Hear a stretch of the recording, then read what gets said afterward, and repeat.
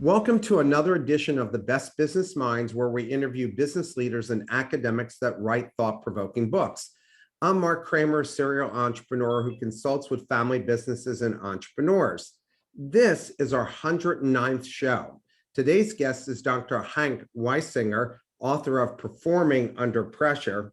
Love this book. I mean, it was an amazing book. You couldn't put it down, and I loved all the research that went into it.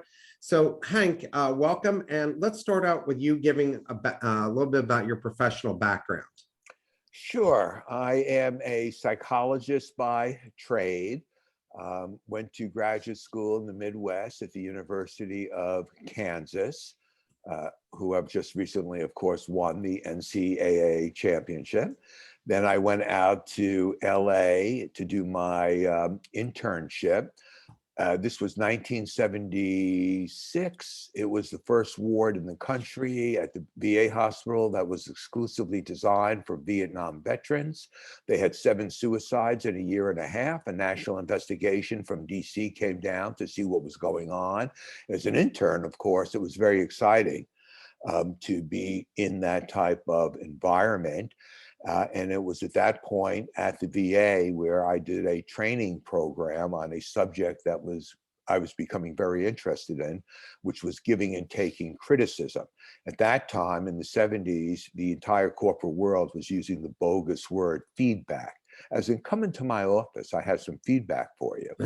So I got into the subject of criticism, studied it, started doing presentations, ended up writing a book on it. My first book turned into a New York Times bestseller. It was called Nobody's Perfect. One of the chapters was criticism at work, and I quickly parlayed that into the corporate world. I wrote an article for the Wall Street Journal, So You're Afraid to Criticize Your Boss. It got selected as one of the 60 best management articles ever in the journal. They republished it in their book, Wall Street Journal on Management. UCLA read it, invited me to speak to their executive education program. And then the rest was history. I ended up teaching there for like 10 years, got into other subjects as managing anger. And by the way, criticism and anger were forerunners to everything that is important in the corporate world now. I will take, and I'll speed it up, but I'll take the position that the skill of giving and taking criticism is more important than any other skill that you can mention or have interviewed a person on. You cannot be successful at work if you cannot give or take criticism, and you cannot be in a successful relationship if you cannot give or take criticism. So from there, I went into anger management. Then I went into the subject of emotional intelligence. I became the first psychologist to take EI and customize it in the form of books and training to the financial industry, the emotionally intelligent financial advisor. I was teaching, as you know, at Wharton and all their financial programs. Yep. And then I did the emotionally intelligent real estate agent, which got me into the real estate shtick presentations, and then performing under pressure. And then my last book, and maybe we can talk a little about it at the end, is called The Unlikely Art of Parental Pressure. I have found that parental pressure, unhealthy parental pressure, is literally a global pandemic. And now performing under pressure, which is what we'll talk about today. Well, I love this book, and you did a great job with that. And I think everybody should read this book, and it makes them better leader. And I agree with you totally that as an entrepreneur, we're always teaching entrepreneurs that you have to be able to take criticism. And the 10 years I taught at Wharton, we were always telling them, don't be defensive about feedback that you receive on your presentations and your concepts. Listen to it, digest it, and roll with it. Why did you write this book? I wrote this book, interesting enough, is that when I lived in LA, I grew up as a diehard Yankee fan. From 1956 to 1964, I would say there were few people, and I'm including the announcers, that knew more about the Yankees than me. This is why I graduated 14th from the bottom of my class instead of going to a Harvard or a Princeton. The idea of coming home and doing homework rather than watching the Three Stooges, Popeye, and Fury is absolutely ridiculous to me. So I became a psychology major. I got the highest mark in the class. It was the first time I ever got academic reinforcement, and I became a psych major. And I got into performing under pressure because I'm a diehard, as I said, Yankee fan. So when I moved back to Connecticut in 1994, and I would have broken my TV set if I did not know how to manage anger, because I'm looking at my team, and every time it's the ninth inning, the pitcher either gives up 3 runs and blows the game, or the hitter strikes out. So I started asking myself, how come some people can really perform well under pressure? You know, I'm thinking these baseball players, and other guys stink. And choke was the phrase I used. But the truth was, they didn't choking, they just weren't very good. I started to get into the subject of pressure because of my interest in baseball, of why some players do well and others not. And I researched that very thoroughly. And what I found is a conclusive finding is that nobody does under pressure. Nobody does better under pressure. The key is not to do worse under pressure. The reality is in 1994, the players the Yankees had weren't good players. So how could I expect them to perform? You know, you mentioned, we were talking before, is, well, then how do you account the fact that Tom Brady always thrives under pressure? Yeah, we have that as one of my questions here. Yeah, well, he doesn't. He's the best all the time. Do you understand the difference? He's not rising to the occasion. Rising to the occasion, I want people to know, is a total myth. The C student is never getting 1,600 on their SATs unless they cheat. But the A student many times will choke. Choking, which means not doing your best when you want to, that is a reality. But rising to the occasion is not a reality. So and the reason that is important, because when many people get into a new job, for example, and a promotion, or baseball players all of a sudden go from a $5 million contract and now they're getting 25 million, they think they have to prove themselves. So they isn't that what happened to the baseball player in Baltimore who couldn't hit above 200 after he got the big contract and never, I mean, put so much pressure on himself, he just couldn't hit. Yeah. Do you remember the player you're thinking of? Yeah, I'm forgetting. Was the first baseman. He just retired last year. I'm forgetting his name, but they start pressing, and they start trying to do more than they are capable of. You don't have to rise to the occasion. You just have to do your best. Now, if Tom Brady does his best, he wins. The Kentucky in the NCAA lost to St. Peter's, not because St. Peter's is better, but because Kentucky choked. If they played 10 games, Kentucky would probably win 9. Easily. So I want people, that's a really important point, that nobody rises to the occasion. That is a myth. Did you see the movie The Natural? Yes, of course. With Robert Redford, and you remember the end? Yeah, you talk about it in your book. Yeah, well, in the book, he struck out. But you talk about it in your book. Right, as a myth. The Roy Hobbs myth that you're going to rise to the occasion because the pressure is on. That's when you actually do worse. Well, that's why you're probably a big Reggie Jackson fan when he hit those 3 home runs against the Dodgers, and they call Mr. October, right? That is correct. And what Reggie did is the season he had was no better than his regular statistics. It's just, we remember those. Derek Jeter's last moment up, a game-winning single with the bases loaded, and Michael Kay says it's the Hollywood dream, it's a reality. Really? Why didn't he hit a grand slam in the 7th inning? That would have been a better way out. He popped up. How does that fit in? You know how many double plays and ground outs I've seen Derek Jeter hit into? So you have to remember that. That's the problem with sports. We remember the dramatic moment, but we forget the daily moment of the person striking out. So let's start kind of at the beginning here. What's the difference? And you mentioned this in the book, between pressure and stress. I think people often confuse the two. It's not just people, it is academicians as well. I have seen so many academic articles in top psychology journals where they will start out the sentence using the word stress and then think the they use the word pressure at the end as though it is a synonym. The difference is stress and pressure are two different psychological constructs. And very quickly, I don't think you ever watched a sporting event, tennis match, a golf match, where the announcer said the stress is increasing. You Yeah. can feel it. It's always the pressure. So one difference is the definitions. The standard definition of stress is being in a situation where you perceive there are demands made upon you. You got 20 things to do, and you only have 3 hours. So the general feeling is you're overwhelmed. It's a mismatch between your resources and the demands made upon you. Pressure is different. Pressure is defined as being in a situation that is important to you, and the outcome is dependent on your performance. And I'm going to give you a one-liner of how you can differentiate. Stress, the common feelings are you feel overwhelmed, you feel exhausted. This is why when people say, oh, you're under a lot of stress, you need to go on a vacation. Pressure, the major feelings that a person would experience are anxiety and fear, not a sense of being overwhelmed.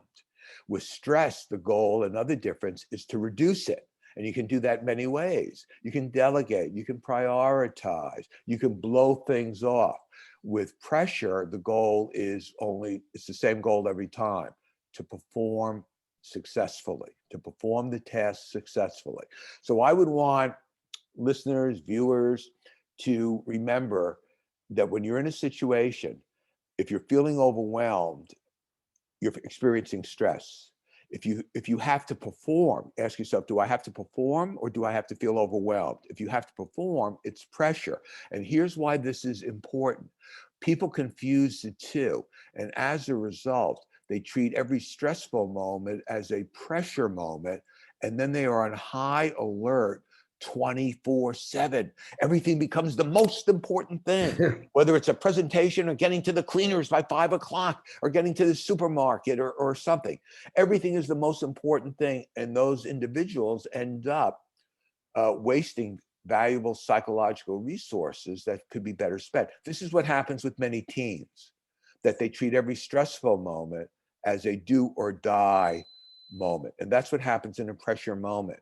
You start to think of it as a do or die. ESPN did not make up. It's a do or die situation. We have a question from the audience. Can't there be Sure. both stress and pressure, although they see your point? Yes, that stress is part of pressure, but pressure is not necessarily part of stress. That is a difference. And because in a pressure situation, it's only one demand, the demand to succeed. When people are feeling under pressure, they feel they have to succeed, or in the back of their mind, which they may not even be aware of, they will experience some type of impending doom. It's what I like to call primal pressure. Because thousands and thousands of years ago, if you couldn't jump over the cliff, you would die. If you couldn't find food, you would die. It was a do or die situation. So as I said earlier, stress is when there's demands upon you, but the demand, so it's part of pressure, but the demand is you have to succeed. I always tell people, here's the differentiator. Would you rather be married to stress or pressure? Now, if you're married to stress, you're going to hear, do this, do this, do this, do it now. And when you finish doing this, then you got to do this. If you're married to pressure, you're going to hear the same thing with one difference. If you don't do it, don't come home. That's the difference. I think that's why I'm still single, Hank. Yeah. Do you manage them differently? And if so, how? Absolutely. Is that you can manage stress in multiple ways. As I said, one stress management strategy, if I have 10 things to do, you know what? I don't have to do all 10. I'll just do 5. In a pressure moment, can you imagine a pitcher in the 9th inning, 2 outs, bases loaded? He says, you know what? I'm going to do this later, or I'm going to take a nap, or I need to rest. A pilot can tell a joke to relax his co-pilot, but he still has to land the plane. The quarterback, see, if you could just relax, that's it for stress, a relaxation response. But in pressure situation, you have to be relaxed, but you also have to perform the task. So there are many different strategies that to manage pressure, which we will get into, that would not help a person alleviate a sense of stress. So what was your methodology, which you write about in the book, for studying the best performers? That's really a good question. And the response is what distinguishes this book from books on elite performers. And the answer is this: I didn't study elite performers. Maybe a sports psychologist would do that. I had no interest in it. That would be like me studying top executives. I have no interest in doing that. I studied as a psychologist the construct of pressure. And it was through studying the construct of pressure that I came across so many studies. Some of the studies involve skiers. Some of them involved chess players. Some of them involved mountain climbers. Some of them involved students. And that's where I started to get into looking at characteristics of elite performers. I found a great study on the mental habits of people who have climbed Mount Everest. It's not like I said, who climbed Mount Everest, and now I want to study their profiles. And this is how I distinguish what a sports psychologist does. And by the way, they didn't even have sports psychology when I was in graduate school. Sports psychologists study elite performance. That's why you'll see here are the 10 characteristics of an elite performer or top athlete and so on. I had no use for that. I studied the concept of pressure. That's how I differentiated it between pressure and, I saw the distinction between pressure and stress and the confusion between the two, not by studying a football player and a baseball player or a Navy SEAL. In the studies that I looked at, those populations were often the groups used. Question from the audience: given the same task or need, do some people experience pressure while others do not? Absolutely. And I will tell you the biggest difference between people who do well under pressure. Remember what doing well under pressure means. It means performing closest to your capabilities. That's what it means. The biggest difference between people who do that and people who don't is how they perceive the situation. Do you perceive it as threatening? And I want to give you an example. Or do you perceive it as a challenge, fun, as an opportunity? Now, not long ago, several years ago, when the book came out, I called up Golf Digest. I did not realize that they are located 15 minutes in Connecticut from where I live. And I left a message. I was actually giving a presentation in Chicago, and I called the editor and I said, I want to do an article. I left a message for Golf Digest, 5 tips your pro will never tell you, your teaching pro will never tell you. The editor called me back, and 10 minutes later, kept me on the phone for 45 minutes. He sent a girl to interview me. And I say girl because she was young. She was on the golf team at Yale. And she was doing her internship at Golf Digest. So they sent her to interview me, took her out for lunch. Within 5 minutes, I noticed she had a anxiety disorder. And she told me, this is the point, that she would only take big classes at Yale. She'd never take a small class. Why do you think she would only take big classes? Because she could hide among the group of people, and it wouldn't be focused on her. That's right. How sad is that? She told me that when she plays golf, when she plays poorly, the other girls don't talk to her. I said, what are you talking about? They're not talking. I said, look at the difference. You're thinking about what are they saying about you. They're not talking about you. They're thinking how they're going to play the back nine. That's why they do better than you. So when you ask that question, yes, you have other Yale students who will raise their hand all the time because they perceive it as an opportunity, a challenge. This is fun. Derek Jeter said, sure, there's pressure, but every time he goes up, he sees, this is what I wanted to do since I was a kid. This is fun. When I started teaching at UCLA, the first time I gave a presentation, I was really nervous. So if you're really nervous, what must I have been saying to myself, Mark? if I was really You're going to screw up. exactly. So once I started to change those thoughts, I'll screw up, they'll never use me again, I won't get any business. Once I started saying, this is an opportunity for me to promote myself. This is really going to be fun. This is what I want to do.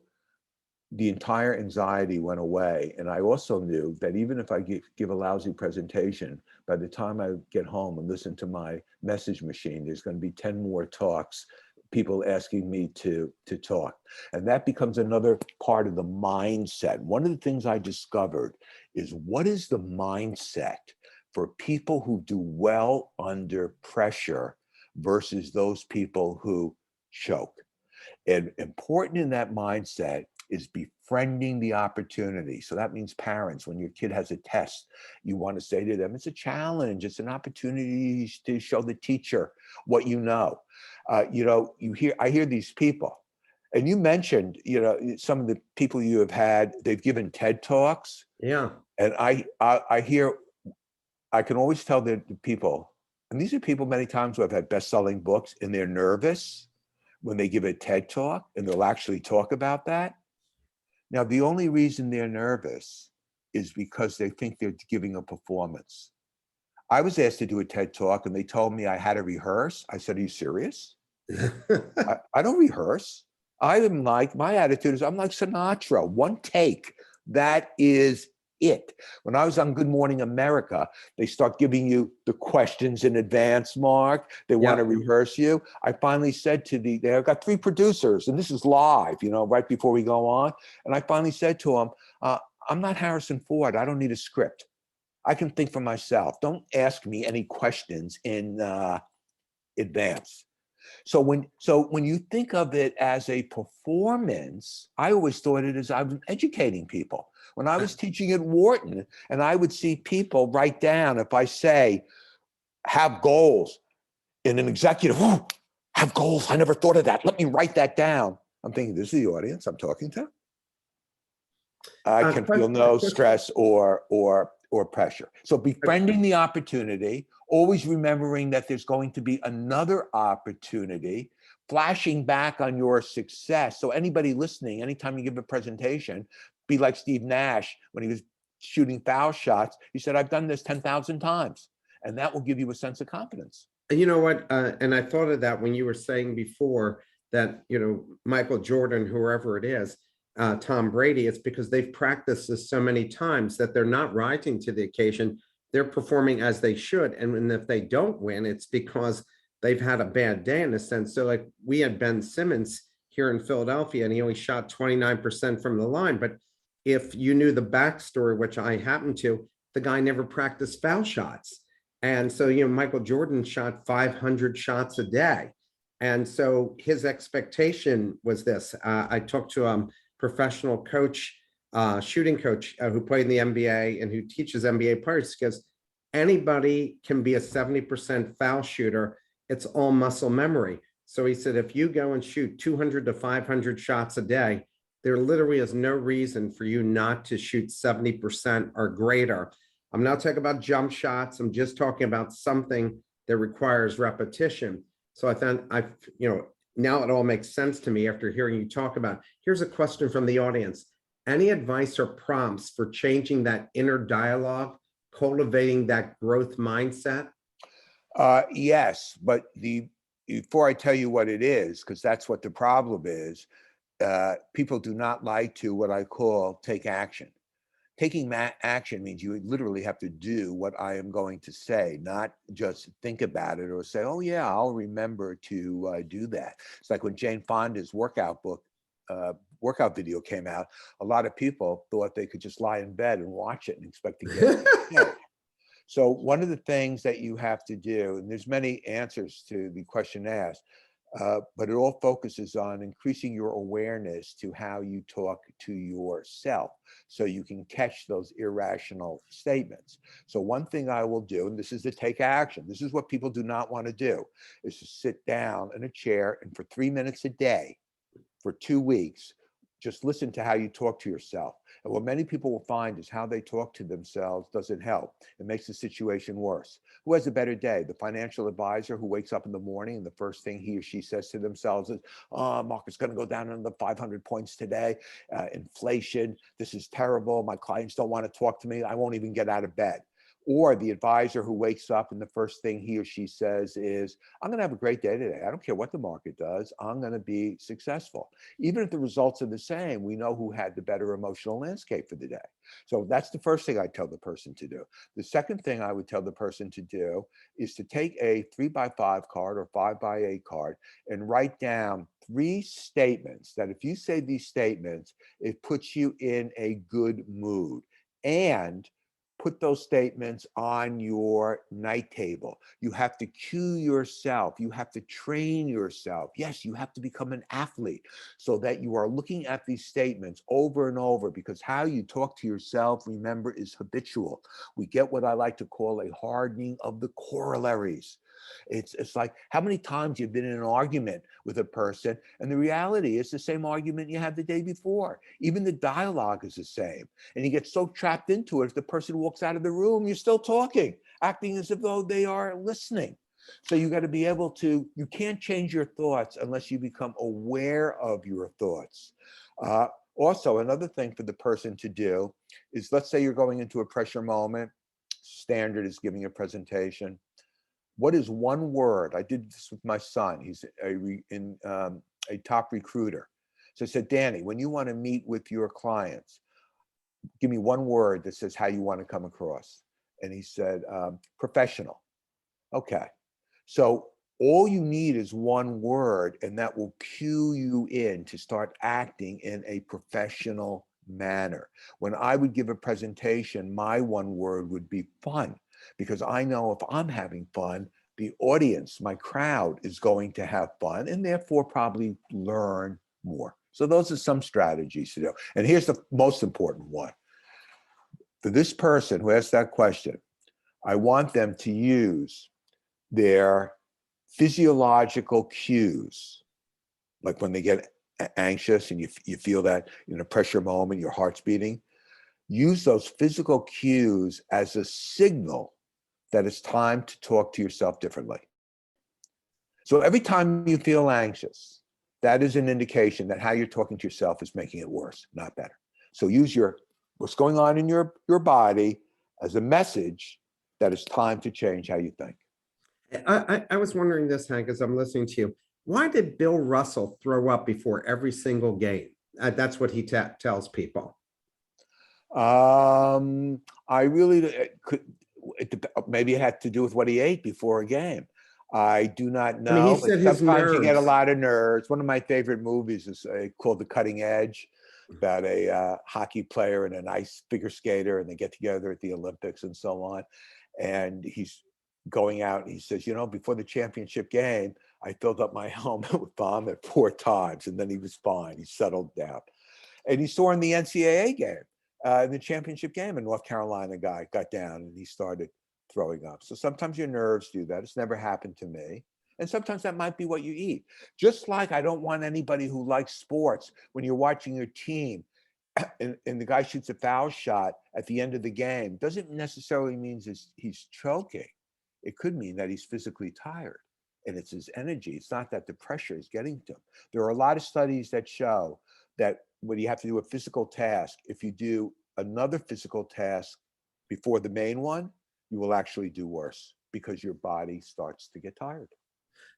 Do people perform better under pressure as they get older, like mentally manage things better? No. Well, maybe it depends on how you define older. Well, Some I of the guess, things, from age 20 to, let's say, 40, as time goes along, are you better to roll with things, or rationalize things in your mind? yeah, because I think we become more mature, and we learn not to go crazy over the little things that we might have done when we were, 25. How I handle a disappointment now is different than how I have handled it when I was 30. But I will say that there are some tasks, like driving, that the older you get, the worse driver you become. One of the ways that's measured is in busy traffic with seniors. They look at when they make turns. And, that the older they get and the more crowded it is, the worse the turn comes. They're driving in another lane. So that maybe has to do with our psychomotor coordination. Maybe that starts to wane as we get older. Are some people hardwired for pressure? That's really a good question, because I know some people are hardwired for depression. Some people are hardwired for optimism. So I would have to say yes, depending on how we answer that. I would say that people are hardwired with certain dispositions, sentiments that will make them more susceptible to not doing well under pressure. The class example is people with anxiety disorders. Yeah, people are hardwired for some people for anxiety disorders. There is a strong hereditary component of anxiety disorders. So you have to remember that in every pressure moment, there is a sense of uncertainty. Anxiety is uncertainty that you think is coming. It's uncertain and hostile, that the impending doom is coming your way. That's what most people forget about anxiety. You hear them, they say it's just uncertainty. It's not just uncertainty. It is the impending doom. If I say to you, you're either going to a Ritz-Carlton or a Four Seasons, you're not getting anxious. You're getting, excited, because they're both great. They're both great choices. If I say to you, well, you got to go to this hotel, but they might not have a reservation at 3 o'clock in the morning, that's when you start to feel anxious, because you see it could be some type of threat that is coming your way. What was the question again, Mark? I said, are some people Yeah, hardwired so for So pressure? I would say that anybody who has a anxiety disorder, because there's already uncertainty and anxiety in a pressure moment. Now, if you're hardwired with an anxiety disorder, you are bringing more anxiety to the table and making it even harder for you. So people who are already anxious in a pressure moment are behind the 8 ball right off the bat. Please talk about your clinical assessment tool called the pressure inventory. I thought it was interesting. The pressure inventory, which is in the book and which people can use and Xerox and give to the people who they work with and so on. In fact, I want people to do that. It is an instrument that is designed to help people increase their awareness of how they perform under pressure and what type of pressure situations are difficult. Now, the way we get these situations is through collecting data, walking into a class at Wharton, for example, which I did for years, and would say, the first thing I'd say is write down the top 10 situations that you feel pressure in. Then I would collect them. And after a while, I stopped doing that because I saw the redundancy. I didn't need any more. I didn't need any more data. So we incorporated that into the inventory. It's a developmental tool. It doesn't teach you how to perform under pressure, but it puts you on the track for how to develop your skills for performing under pressure.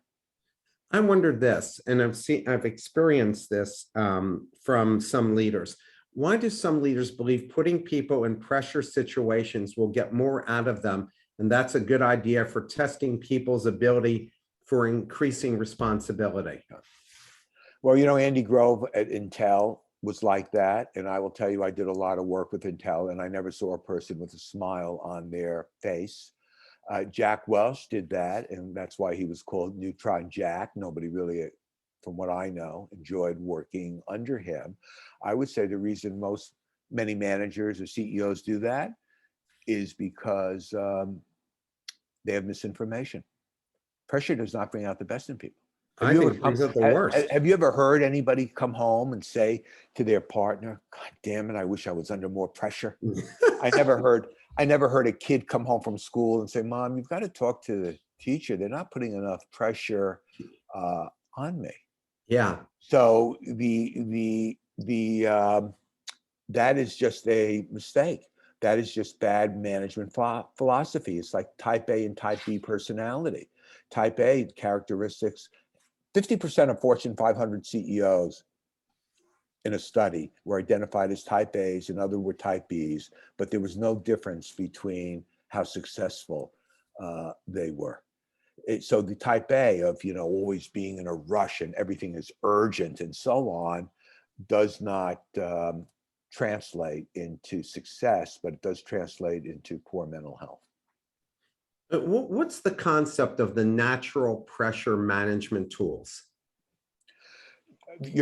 Everybody has what I like to call natural tools, meaning you don't have to buy them. Everybody can think. Everybody has physiological arousal in their body. Everybody has certain behaviors, they act. The idea of natural tools is these are the tools that can help you manage pressure, like your thoughts. Instead of using your thoughts to make pressure more intense, you can use it to reduce pressure.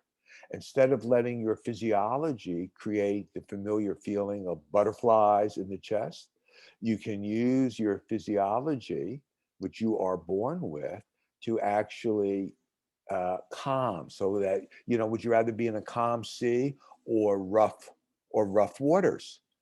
So that's what I mean, that these are things that you don't have to go out and buy something to be able to manage pressure.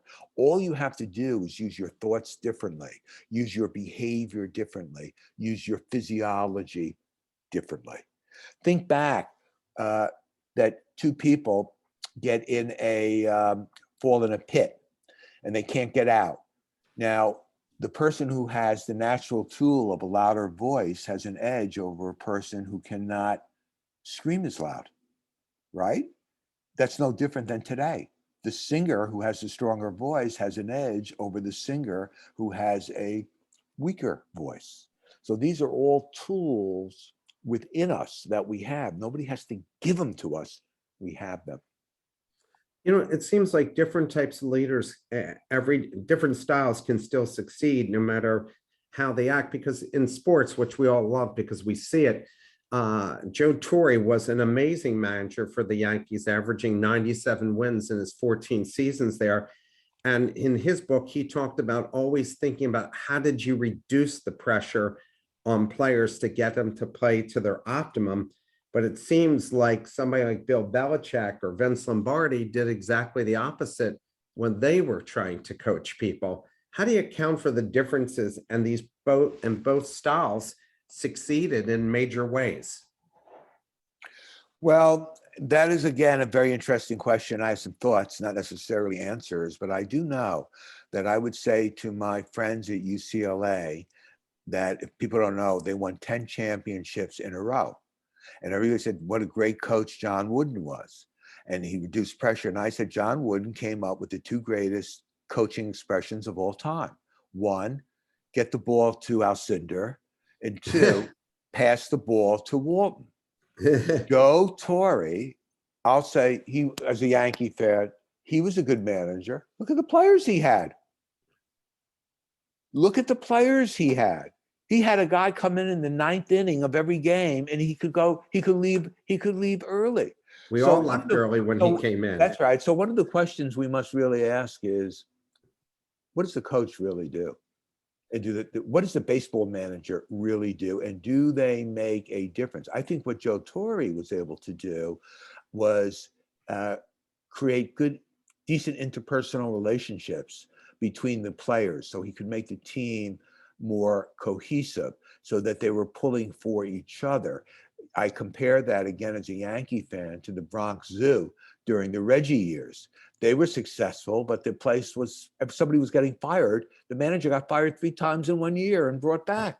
Yeah. So that was crazy. So I think that's what Torre did. He was the right manager in the right team at the right time.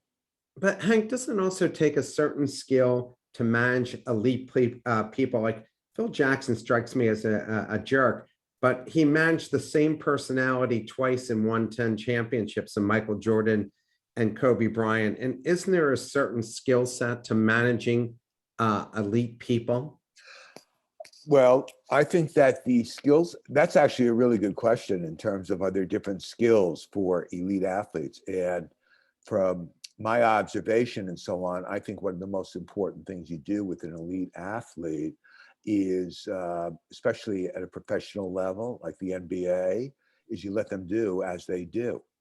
You know what? Are you watching the Laker Dynasty on HBO called Winning Time? It's very hard for a coach.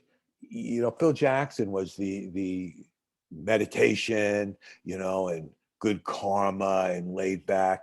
I don't know how much instructions in coaching he really gave his players. And my guess is the more elite the athlete is, the less coaching that they have, and the manager's role, the coach's role shifts into building confidence. What I want people to realize is that there are 4 attributes that, when you can instill them in yourself, are like an immunization against pressure. And those 4 attributes are confidence, optimism, tenacity, and enthusiasm. I like to call that the coat of armor. And the pressure solution. So when I say that when you're going in to give a presentation, do a difficult conversation, you're feeling some pressure and you have to perform. And one of the strategies is flashback on your successes, just remembering how many times you have done the same thing. Like when I give a presentation, why would I be nervous? I'm telling myself I've done this 1,000 times. That becomes very important to be able to do, and to be able to do it in the moment. So flashing back on your successes is a microcosm of the attribute of confidence. Just like telling a joke or using humor, I could make a good case, is a microcosm for creating the sense of enthusiasm. See, it's very important to make yourself enthusiastic. You talk about good coaches. Did you ever see the movie Hoosiers with Gene Oh, Hackman? love it. Okay. Yeah. So do you remember what he would do before the team went out to the court? He measured it. And before that, though, in the locker room, what did he do? Oh, he boosted their, He boosted gets their everybody confidence. to Yeah. clap, and then they take the field. Okay. Yeah. When I was giving presentations, I would use that all the time as a example and so on. Now every coach does that. Now, why is that effective? See, a staff meeting should end with people clapping too, because one of the things about emotions that people need to know is they are like a social virus. They spread from one person to another. Now, think of how that impacts pressure. If I am thinking, okay, you know, we're on a team and I handle pressure pretty well, but my teammates start getting anxious, it's only a matter of time before emotional contagion, I pick up their emotions and I pick up their anxiety. When you yell at somebody, what happens? The person yells back. And then they say, look how you're acting. They've caught your emotion. And the more you catch other people's emotions, the worse you are going to do. One of the ways emotions are communicated is through sound. That's why clapping is a great thing for the coach to do before the players. It arouses them, jazzes them up. Question from the audience. On the personal side, have you ever applied your skills and tools to improve your golf game? That saying that if you even play golf, and especially when you're playing with your friends. I will tell you that in the last 3 months, I have walked golf courses with pros, giving them pressure, something. I don't play golf. My friends do. And I will tell you that when I've given presentations, especially to financial groups, I see them, it's always finish by 12 o'clock because they need to be on the golf course by 1. And people use these strategies. I could give you a lot of strategies, and I'll name 2 very quickly that will help you when you're playing golf with your friends. First of all, first to think, like Mark, if you're having a foul shooting contest, you know the answer because you read the book. With your friend, you want to go first or second? You want to go second. You want to go first. Second is the choking strategy. That's why who has honors in golf, if I have honors and I tee off. So if I make a bad drive, you go second, you still have to make a good drive. Yeah. And if I make a great drive, there's more pressure than you have to make drive. If I miss my first foul shot, it's out of 10, you have to still make yours to go ahead. And if I make mine, the pressure has increased because you have to make yours just to tie. Studies have shown in terms of shootouts in the NHL and in World Cup soccer and penalty kicks, the team that goes first has a huge statistical advantage. Another good thing to say to your friend, as soon as they make their first shot, you say to them, hey, what are you doing with your left shoulder? And that will distract them for the rest of the day. You will increase their awareness. I'm You got serious. into their heads. To their left shoulder. Also, you can only do this if you are a righty. Before you make an important shot, pick up a golf ball and clench your left fist. Now, the reason that is effective is that clenching your left fist interrupts the ruminating language that is going on in the language part of your brain that is responsible for, quote, choking. You don't want to be thinking, oh, if I miss this pot, my friends are going to laugh at me or I lose $5. Imagine what the pro might be thinking. If I miss this pot, I can kiss my Nike deal goodbye. So when you clench your fist, it only works if you are a righty because of opposite areas of the body control opposite areas of the brain. So you have to do it. It only works if you are a righty. Clench that fist before you do something. Also, if you are, how do I say this? I was going to say if you have older parents, but I'm thinking I'm old. My parents are dead. But one of the things they found that this applies to is when senior people, I'll use that phrase, get up to go to the bathroom at night and they trip. They found like walking down the stairs. I've known two friends whose parents have fallen down the stairs in the last 3 years, and that's how they died, is that clenching your left fist again. Because again, that will get those thoughts. You know, it's like when you pull out of the garage, do you actually think, I don't want to hit the side of the garage or whatever? You just do it in a fluid movement.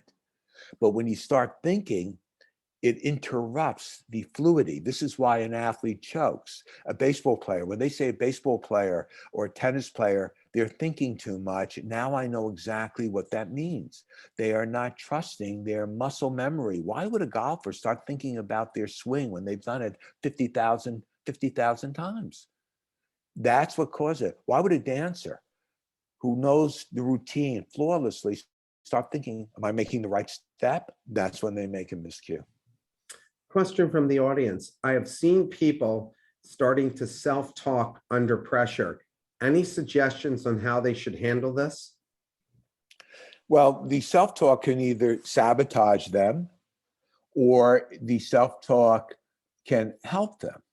And rather than have so much self-talk going in, I want to go back to that strategy that I mentioned earlier. It's called using a holistic word cue. Is just come up with one word. See, the problem is the person's talking too much. And if you're talking, you can't be focusing and concentrating on your task.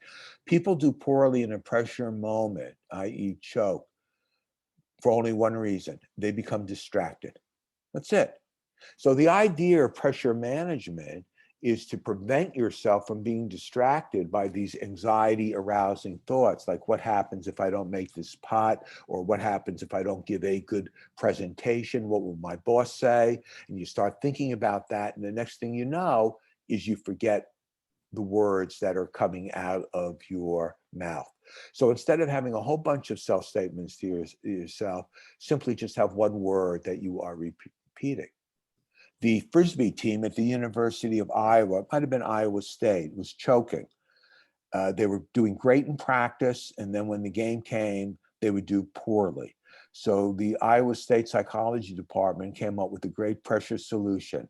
Listen to music. Why do you think you see so many athletes during practice wearing headphones? Because everything's tuned out. They're just getting into their flow. I would tell my kids every time they had an interview, right up until the first question, I want you to be humming a song.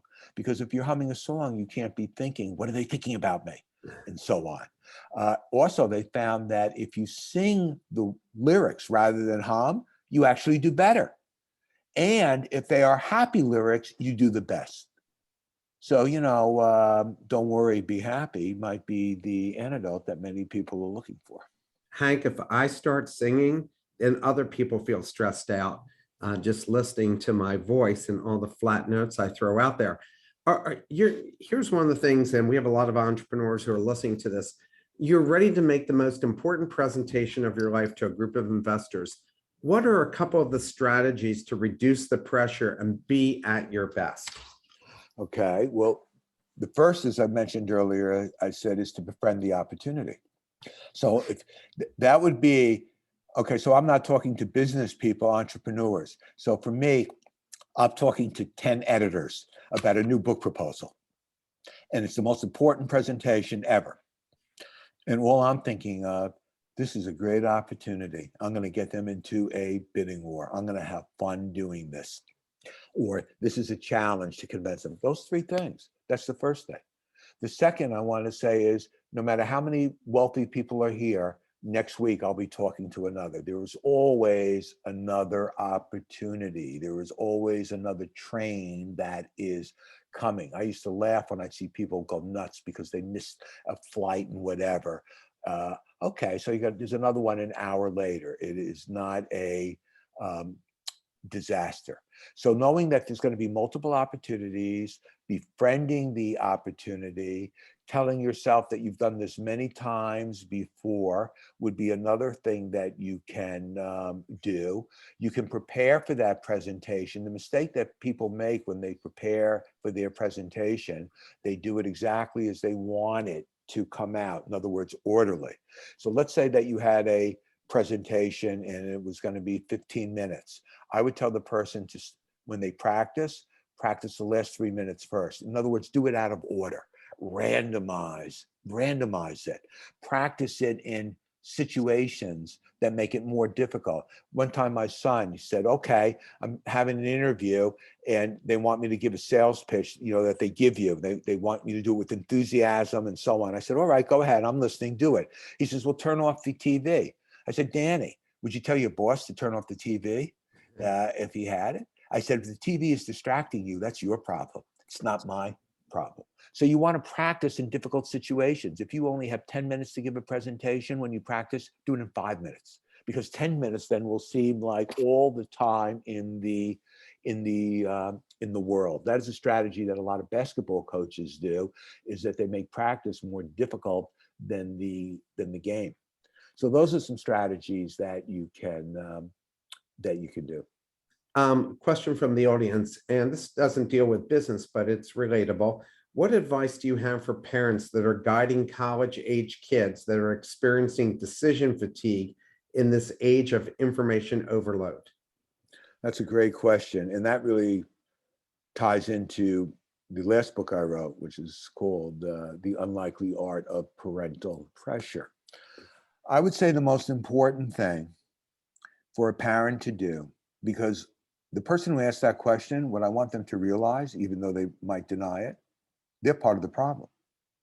They're part of the ones creating the pressure and so on. First of all, too many parents are concerned with getting their kid into the best school. Wrong. They should be concerned about getting them into what is the right school. The right school, the right college might not be the best college that they can get into.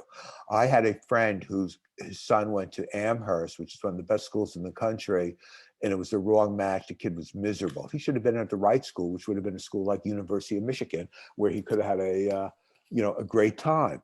So that is important. I think it's important for the parent to focus on the kid's interest and say, follow your interest is the key.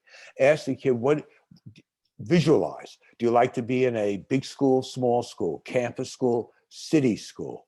And most importantly, the parent needs to let the kid know that while this is one of the most important decisions, there's going to be many more decisions that they have to make. And if they make the wrong decision, then they can transfer. That's the thing. The other thing is to have a real heart-to-heart talk with the kid, and really talk about how are you feeling? very few parents ask their kids how are they feeling. Because they're more concerned with what they do.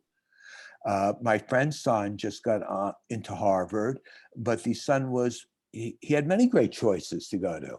And that's how the parents I would approach it, is because many kids, their entire self-esteem is wrapped up into the school that they go to. And parents do that too.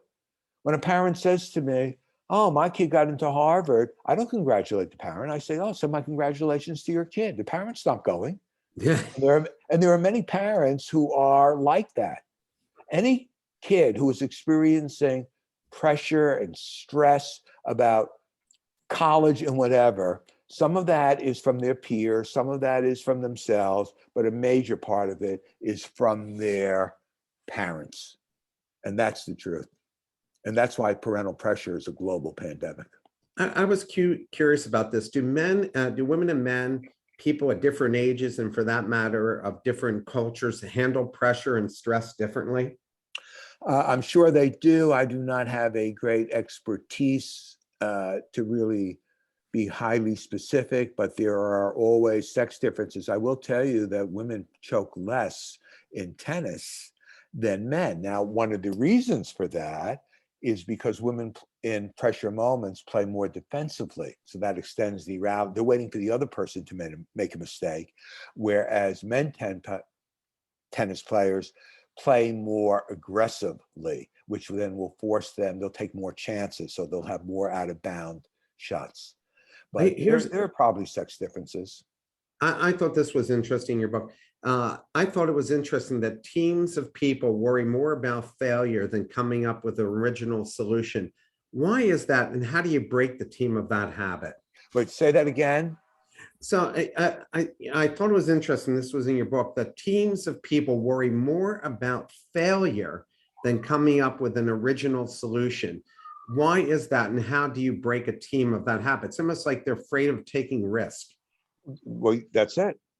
But taking risk because, see, the sentence after because is really important. They think something negative will happen. You see this in the publishing industry, that you get that it's safer to reject a book rather than to publish it. Because if all the editors reject it and somebody else publishes it, success, well, we were all wrong. Versus one person saying, no, I want to publish this book, and so on. So I think that people really fear failure, and that is that primal pressure, because the real root thing is that the impending doom of failure. I will lose my job if I fail. And if I lose my job, I will lose my family and I won't be able to support them and I will cease to exist. You know, when a parent, son or daughter comes home from school, the parent says, well, how was school today? Oh, terrible. My life is over. I didn't get invited to the party and whatever. The first thing the parent will say, you should hear yourself. You sound ridiculous. It's a little thing. Get over it. And yet, if that parent gives a bad presentation at work, they're coming home and they're doing the same thing. My life is over. I'm going to get a bad performance appraisal. I won't get my raise, and so on. Hank, maybe you'll send this to me and I can get this out. One of the people asked, can you reshare the link for the assessment? And so maybe you could send it to me because I'll get this out to everybody. And another question is, could Hank repeat what stands for an E in COTE, C-O-T-E? Enthusiasm. Enthusiasm, Which is of course. important, whether it's in the boardroom, the locker room, the bedroom. You know, I have an online class on performing under pressure, which is so cheap, it is embarrassing. And people might find it useful. The other thing, Mark, that I want to do, but not today, but I will do it in the next 2 or 3 days, is I will send you a PowerPoint presentation on pressure. And then the folks, you can send it to everybody and they can use it sort of like as a reference guide. Because it also has things, you know, there's 2 types of pressure. One is in the moment.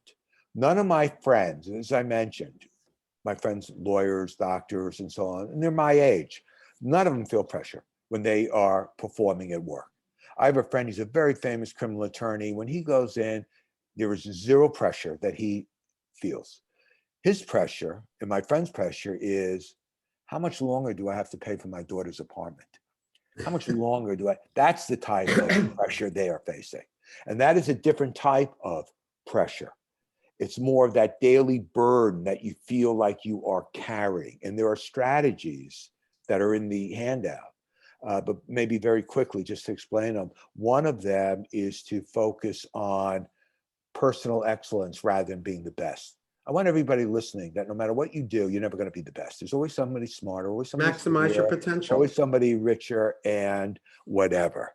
So what I'm saying is just focus on yourself, create a mindset of excellence rather than a ranking mindset where you're always comparing yourself to other people.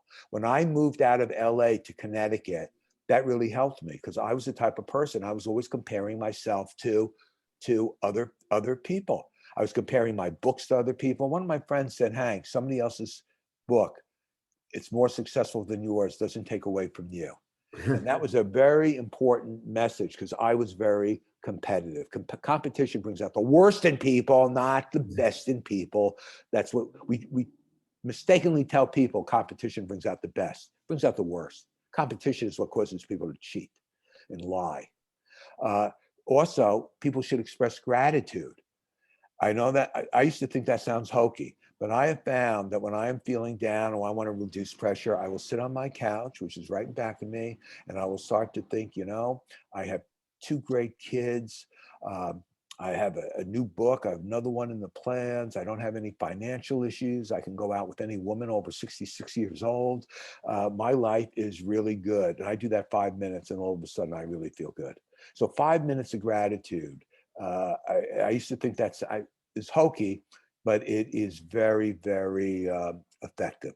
And doing those 2 things, moving to a mindset of just worrying about yourself. My father always used to tell me, don't worry about the other person. You can't control them.